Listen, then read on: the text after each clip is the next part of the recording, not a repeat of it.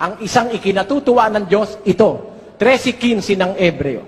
Sa pamamagitan nga niya ay maghandog tayong palagi ng hain ng pagpupuri sa Diyos. Sa makatwid baga ay ng bunga ng mga labi na nagpapahayag ng kanyang pangalan. Ayon, sa pamamagitan ni Kristo, maghandog tayong palagi ng hain ng pagpupuri sa Diyos. Ang bunga ng mga labi na pumupuri sa kanyang pangalan. Yan ang pagpapasalamat. Di ba yan, mga kapatid? Habang gumagawa ang tao ng ikinagagalit ng Diyos to appease God's wrath and anger. Habang gumagawa sila ng kasuklak-suklam, gumawa naman tayo ng kalugod-lugod sa Diyos. Ang isa riyan. Ang isa riyan, mga kapatid. Alam niyo ang isa?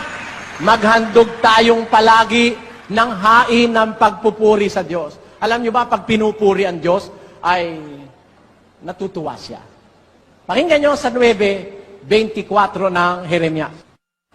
Basa. Kundi magmapuri sa ganito ang lumuluwalhati na kanyang nauunawa at kanyang nakikilala ako, na ako ang Panginoon na nagsasagawa sa lupa ng kagandahang loob, kahatulan at katuwiran, sapagkat sa mga bagay na ito ay nalulugod ako, sabi ng Panginoon. Ayon.